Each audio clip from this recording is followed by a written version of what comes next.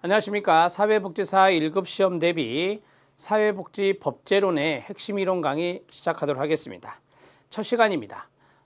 여러분들 교재 제8장에 해당되는 사회복지 법제론의 내용에서 총론부터 들어가도록 하겠습니다.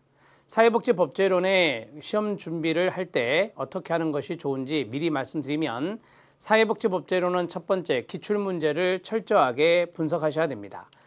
법제론의 분량이 많죠. 상당히 법률이 많기 때문에 강론의 문제가 많이 나오는데, 그 문제에서 여러분들이 30개 이상의 법률을 공부하시게 되는데요. 그 모든 법률이 시험에 다 출제되는 것은 아니겠죠. 문제는 25문제로 한정되어 있기 때문입니다. 따라서 기출문제를 먼저 보시는 이유는 출제되었던 지문이 또다시 출제될 수 있기 때문에 그렇습니다. 물론 법은 개정됩니다. 따라서 개정된 법률에 맞추어서 공부를 해 주시는 것이 맞습니다. 그리고 사회복지 법제론의 총론과 강론에서 총론은 한 3문제 정도가 예상되고 강론에서는 22문제 정도가 예상이 됩니다. 판례와 같은 문제도 한 문제씩 나오는데 다 매번 한 문제씩 나오는 것은 아닙니다. 안 나올 때도 있고요. 따라서 기출문제를, 판례에 대한 기출문제를 보시면 충분할 것 같고, 여러분들이 법률을 공부하다 보면 이 판례가 유효한지 아니면 그 판례가 판시가 무효로 내렸는지를 충분히 이해하실 수 있습니다. 자, 사회복지 법제론은 제가 3교시의 전략 영역이다 이렇게 오리엔테이션에서 말씀드렸는데요. 법제론은 공부를 하신 분들은 점수가 잘 나옵니다.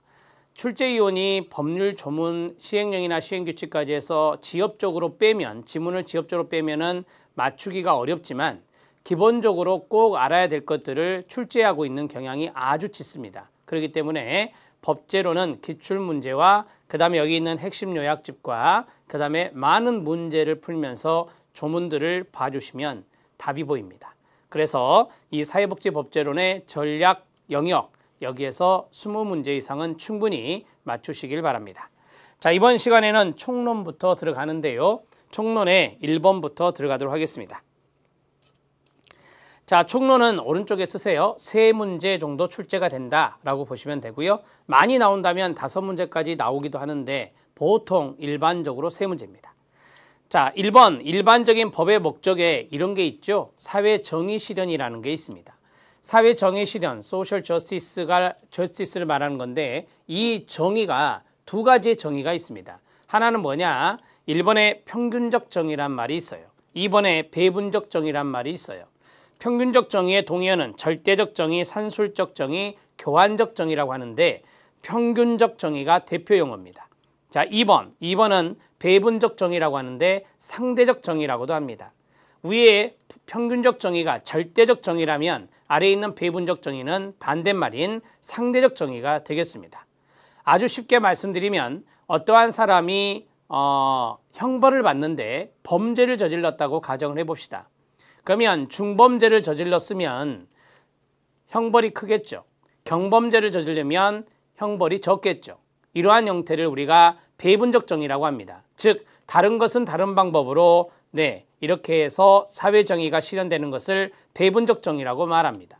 그러나 똑같은 성질의 같은 범죄를 저질렀다면 이것은 형벌이 같아야 됩니다.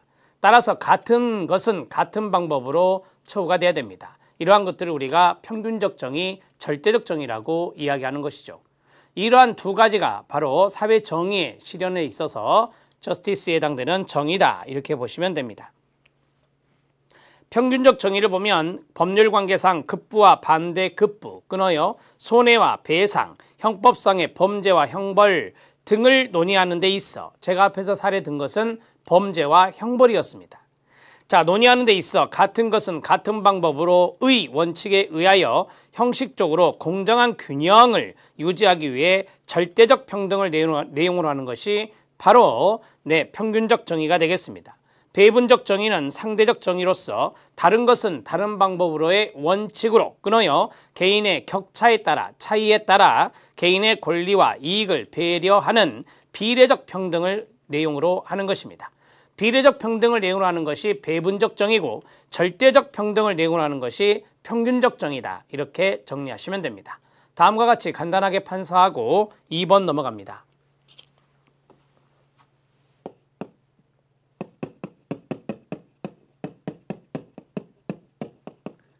자, 평균적 정의가 있고 그 다음에 두 번째 배분적 정의가 있다. 자, 여기 평균적 정의는 우리가 절대적 평등을 내용으로 한다라고 했고요. 자, 이것은 비례적 평등을 내용으로 한다 했습니다. 평균적 정의는 이 정의는 사회 정의에서 쓰는 정의입니다. 평균적 정의는 같은 것은 같은 방법으로의 원칙입니다. 자, 그 다음에 배분적 정의는 다른 것은 다른 방법으로의 정의입니다. 다른 방법으로의 원칙을 적용하는 것이다. 이렇게 보시면 됩니다. 자, 사회정의에 대해서 두 가지를 말씀드렸습니다. 알아두시기 바랍니다.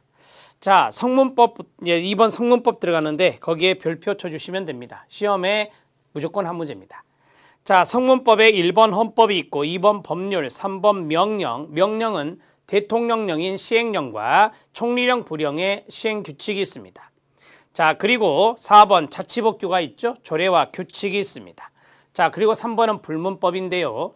여기에 성문법에 국제조약도 포함된다는 것을 알아두시기 바랍니다. 자, 성문법 들어갑니다.